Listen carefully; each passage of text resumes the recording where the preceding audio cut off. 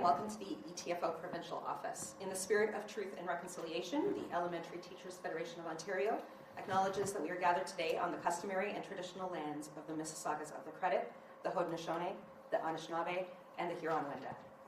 I'd now like to welcome ETFO President Karen Brown to the podium to share the highlights of ETFO's latest position paper entitled Promises Unfulfilled, Addressing the Special Education Crisis in Ontario. President Brown will then introduce our other speakers this morning, and following their remarks, each of them will be available to answer your questions. Thank you. President Brown.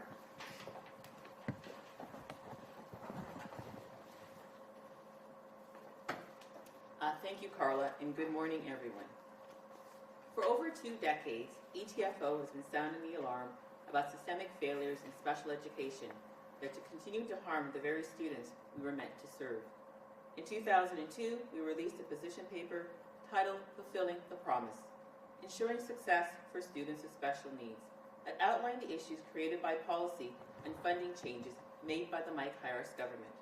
The recommendations in that report were clear. We need to provide more funding, more resources, and more supports for students with disabilities. We also needed a more inclusive and accessible system that would allow all children, including those with disabilities, to reach their full potential. But here we are, 23 years later, and nothing has changed. In fact, it's worse. We are seeing the same issues that were clearly identified so many years ago, continue to fester and deepen. Despite all the research, recommendations, and countless voices of those working with students directly, the provincial government has failed to take meaningful actions to address the concerns. And so, today, we are facing a crisis in our classrooms. We are witnessing the negative impacts of conservative neglect of special education every single day. Educators are drowning in a system with insufficient resources and supports for student service for students. We see the devastating consequences of a lack of early intervention, children who are falling behind before they even have a chance to catch up. We hear from families who face barriers to accessing programs that can make all the difference for their children's future. And we witness the reality of increasing school violence because of unmet student needs. The Ford government has allowed the situation to deteriorate. This is just not an issue of funding, it is an issue of equity, of justice, and human dignity. All children, including those with disabilities, deserve a high-quality education. This is not a request, it is their right. But under the Conservatives, the right is being denied to far too many students with special education needs. The Education Act on the Ontario Human Rights Code require that children with disabilities receive appropriate services and supports to help them succeed.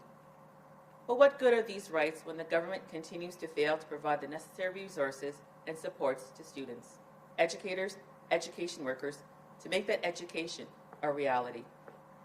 In the report ETFO is releasing today, you will find 27 recommendations to guide the Ministry of Education in addressing this crisis, including indexing special education funding to inflation and updating data in an improved funding formula to help close the gaps between the existing programs and the needed supports.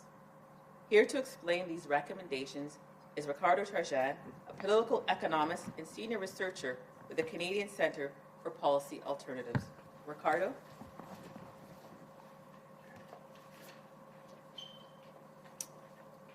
Good morning, everybody.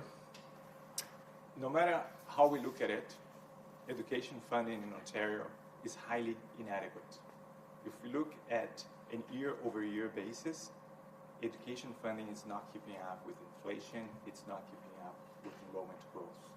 This year, the schools were asked to make do with $1,500 less per student compared to what they received in 2018. If we look at the way we allocate funding, the funding formula misses the target in a number of ways. Long story short, there's a lot of guess estimate.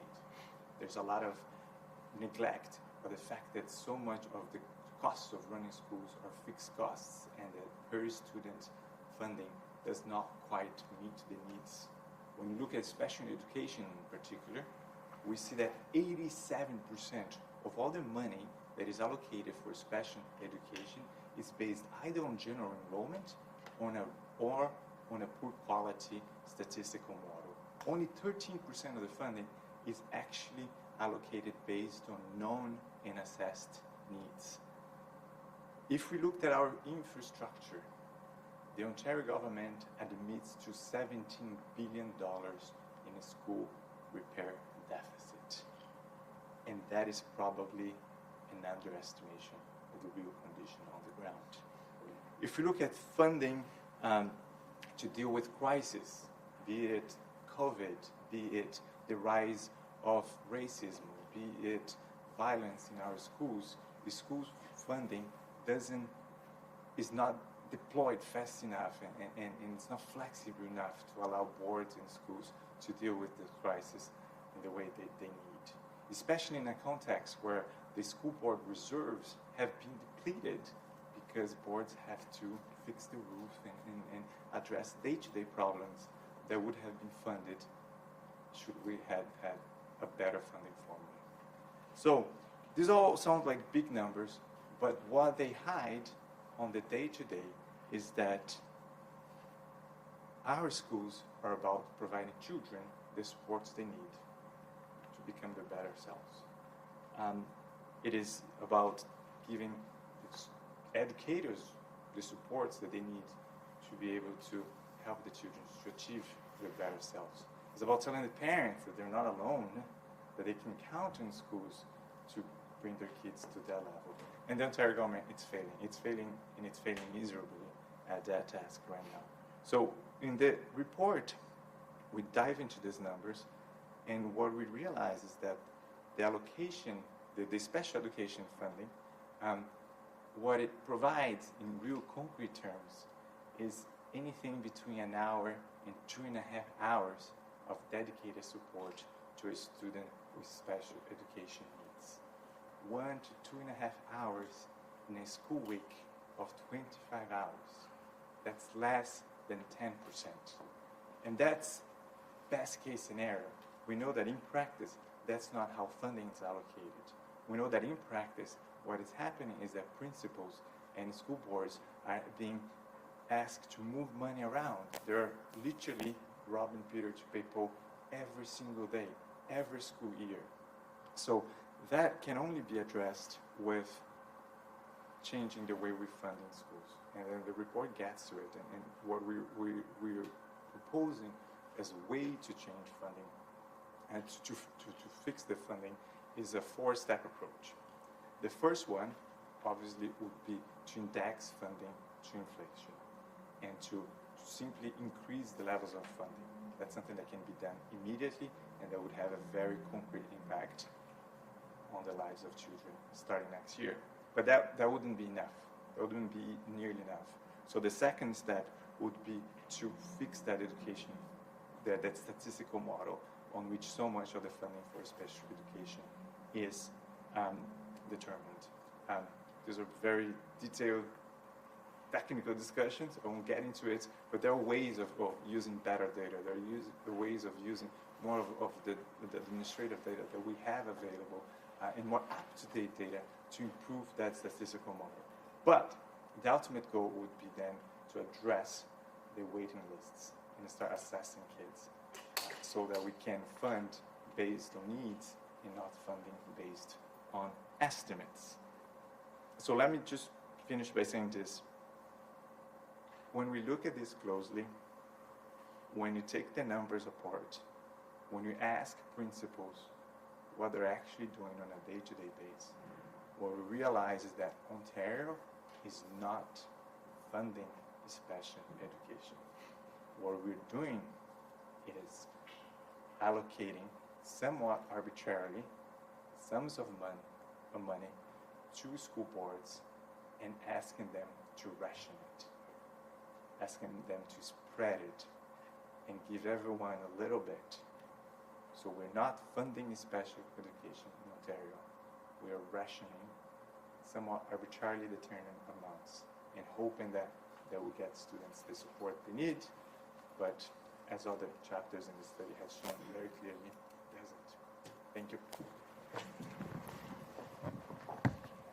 So thank you, Ricardo, for sharing your expertise on the funding structures and challenges special education faces in Ontario. Jennifer Pinder, a special education resource teacher with the Waterloo Region District School Board and ETFO member, brings a wealth of experience and insight to this discussion. Throughout her career, Jennifer has worked extensively with students with special education needs, including teaching in a specialized alternative continuum of education class and as a development support teacher for 25 schools. Additionally, in her past role as a social emotional learning consultant, she provided guidance and resources to all 107 schools within her school board. Jennifer? Thank you, President Brown. Good morning. Hello. In the next few minutes, I'd like to share with you what I think all parents and caregivers deserve to know, what students understand, yet the ministry continues to ignore, and my hope for my colleagues in education and the future of education. So let's start by getting real clear. Student behavior and student needs is not at the foundation of this crisis. Government neglect and underfunding absolutely is. The complex needs of students continues to increase while the resources available to support them well are almost non-existent. As a teacher, I am far too familiar with what it's like to evacuate a class due to physical and or emotional violence. And so are students. Everyone in a school building is currently experiencing the effects of the severity and the normalization of violence and high levels of stress. The lack of special education funding in Ontario affects every single student, whether they know it or not. Parents and caregivers, you deserve to know what your child is experiencing when you send them to school every day. And if you already know this, if this is familiar information to you, I acknowledge the toll it is likely taking on your child and on you and on your family. As an elementary school teacher, I can tell you two key concepts that grade 1 students understand, yet unfortunately, the education system they are in does not reflect it, nor do the people who fund it demonstrate these concepts. The first concept is that my job as a teacher is to make sure everyone is safe and everyone is learning. You see, we don't learn unless we feel safe and we feel like we belong. And once we feel safe and we belong, we can learn. And learning looks different for lots of people because all brains learn differently. And that's great. And stress brains don't learn so well. So first, safety and predictability. And then we can do our best learning. The second concept that kids understand is that everybody gets what they need in order to feel successful and be successful. And so for one student, what that might look like is writing a beautiful paragraph. And for another student, it might look like getting their lunch from their backpack by themselves for the very first time. Both those students deserve the resources to support that success. We should have high expectations based on an understanding of a student's learning profile, aligned with trained professionals and resources and spaces so that every student has what they need in order to succeed. This requires early intervention, timely access to assessment, and various placement and support options to meet students' diverse needs. Implementing these two key fundamental concepts that kids understand is currently impossible due to the lack of funding. Safety is essential for learning, and everybody gets what they need in order to be successful. Kids get that. However, the ministry clearly doesn't. Instead of recognizing the need for implementing these fundamental concepts, instead of attending to previously made recommendations, the ministry is spending time feeding us breadcrumbs in education and then telling us it's dinner. It's performative nonsense, and it's a cover-up campaign to save money in which children are negatively impacted. Your children, our children, they deserve better. You will hear folks say inclusion without support is abandonment. And that is precisely what is happening in classrooms across Ontario. Educators see it every day. To my colleagues in education, I see you working so hard, and I want you to know that our work matters. But I also want you to know you are not solely responsible for propping up an underfunded system. I know you want to do more for students, but you are not given the time, the space, nor the resources to do so, and I hope you know that. Hope is a fascinating feeling and cognitive process, and if I'm honest, my hope has shifted over time. I no longer hope that if the ministry simply knew better, it would do better. That time has passed. No longer can we let the limitations of this ongoing lack of funding define the value and the worth of children in Ontario.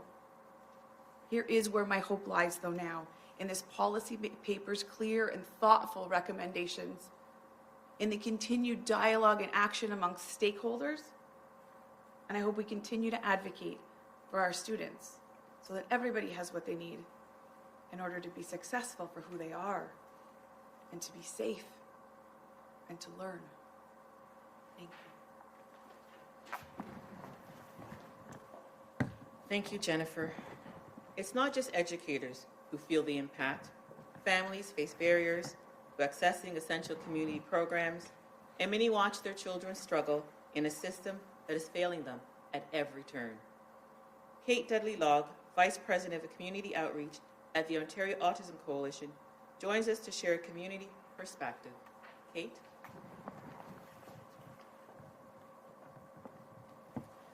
Good morning, and thank you to ETFO for putting this important piece of work together and inviting the Ontario Autism Coalition to participate in today's press conference. As many of you here are likely aware, the OAC has been very concerned with systemic issues that have placed special education under significant strain for many years now. Repeated policy failures have left our most vulnerable students faltering under an extreme lack of resources and funding. If we are being honest, this has become more of a crisis than a stream. Students with special education needs are falling through the cracks at alarming rates, and in many cases are simply not accessing education at all. The OAC has a large membership of over 26,000. Our community is very engaged, and we hear stories daily about the shortcomings and inabilities students face when trying to access spec ed programming in Ontario that is safe and meaningful. We've brought numerous stories to Queen's Park and to the media to highlight a system that is not only failing students with disabilities, but is often dangerous to these students. Children with disabilities eloping school property, being excluded daily, and neglect that has gone so far that tragically a student with complex disabilities died last year after being left alone in a classroom for hours. This past year, the OAC embarked on a survey asking families of students with disabilities pertinent questions about their kids' experiences with special education in Ontario during the 2023-2024 school year. The results were distressing, and they track with everything that ETFO is addressing in this report here today. Some of the data we collected showed that half of families do not feel that their children are actually safe at school or are receiving a meaningful education. And perhaps the largest example of the lack of supports is the rising level of exclusions that are faced by students with disabilities. 6% of families report that their children experienced full exclusion during the 2023-24 school year. The primary reason they were given was that the school did not have the needed resources to keep the student safe and supported. It is also becoming normalized that students with disabilities do not attend school full-time, with 19% of families reporting that their kids are on a modified schedule, the majority of whom are only at school for 1 to 3 hours a day. Again, the most cited reason being that the school lacked the resources to keep the children safe. Every year, more school boards are announcing cuts to their special education classrooms that they offer, with some boards moving to what's called a full inclusion model. Most recently, this is being proposed at the Ottawa-Carleton District School Board, where they are recommending that 39 special education classrooms be cut. While the OAC believes that inclusion is absolutely in the best interest of many students, when proper supports are in place, it is clear that those supports do not exist due to the lack of commitment and funding from the Ministry of Education. As ETFO states in this report, the inclusion model is not working. Not only are smaller, quieter classrooms necessary for some students with the most complex needs, but the supports simply are not there in mainstream classrooms to foster success for those students who could actually benefit from integration. And this needs to change. In closing, the OAC stands firmly with educators who are really doing the best they can with what little resources they're being given. Make no mistake, the resource shortages and systemic gaps that undermine special education in Ontario are not just problematic for disabled students who have a right to a fulsome, needs-based education, but also to educators and to every other student in our mainstream classrooms. We support ETFO's recommendations as actions that must be taken in order to fix our fundamentally broken special education system. Ontario must do better.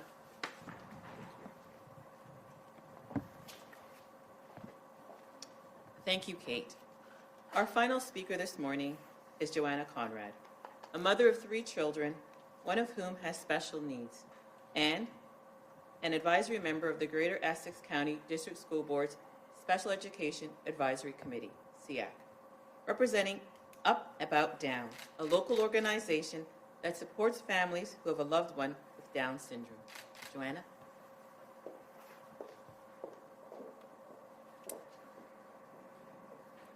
When my daughter was born 10 years ago, she was the first person with Down syndrome I'd ever met. I had less than 24 hours of pure joy before fear took over. Fear of the unknown, of what her future would look like, of how the world would treat her. Although a diagnosis cannot predict the depth of love a parent has for their child, a diagnosis does matter. It is the key to accessing the right supports, whether for speech and language, reading, writing, or math.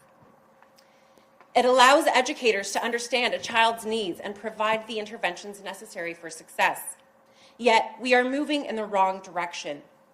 The board and the ministry have shifted away from formally identifying students, opting instead for tiered supports.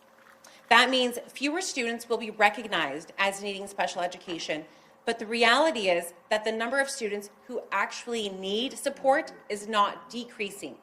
It's increasing. The numbers are being buried, but the struggle remains. So my journey as a mother quickly became a crash course in advocacy, a roller coaster ride of hope and heartbreak. And sadly, the most terrifying drops have been in the world of education. When my daughter started school, I learned the hard truth. The system wasn't built for her. Navigating it required strategy, persistence, and a fight I wasn't prepared for, but one I couldn't walk away from. There was a moment when I realized just how little value was placed on my daughter's education. And she's not alone. Across schools, students with disabilities are missing critical days of learning, not because they're sick, but because there aren't enough staff or supports in place to meet their needs.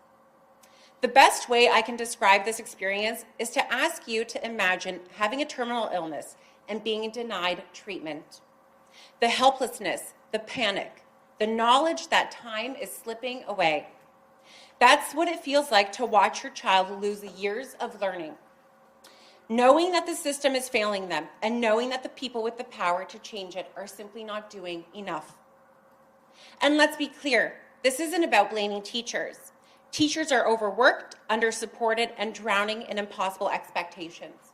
Special education funding is slashed, staff are burnt out, and students are slipping through the cracks.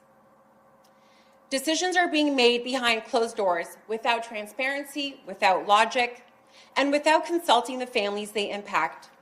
Specialized programs that provide a critical bridge between inclusive classrooms and specialized settings are being cut. Assessments are delayed for years. IEPs cannot be followed. Special education is being watered down into consultative services, which is really just a fancy way of saying teachers are given more responsibilities with fewer resources. How does that help anyone? If those in power had a child with a disability, I guarantee they would take a much closer look at funding or lack thereof. Because this isn't just about students with disabilities. Underfunding special education affects every child in a classroom. When supports aren't in place, learning suffers, teachers burn out, the whole system breaks down, and we're watching it happen in real time.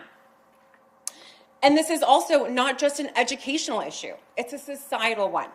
We can choose to invest in students now, or we can pay the price later when the same students, unsupported and unprepared, become adults left behind by society. When my daughter was born, I made her a promise.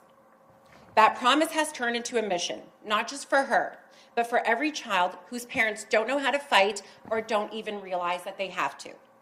I want those parents to know that I see you, I hear you, and I'm fighting for your child too. Because our children, they deserve better. And I will not stop fighting until they get it. Thank you. Thank you, Joanna. Supporting children with disabilities in elementary school is essential for the economic and social health of Ontario. Yet the reality in our schools tells a different story. The right to an education that enables every child to reach their full potential is not just a promise, it is the law. But this government has failed to uphold the law, systemically failing students, educators, education workers, and families. Our comprehensive Promise Unfilled position paper, available for download at etfo.ca, explores the history of special education in Ontario, the challenges we face today, and the concrete steps the provincial government must take to finally deliver on the promise of an education system that serves all students, including those with disabilities. The Ford government must do better, and we won't stop until they do. Thank you.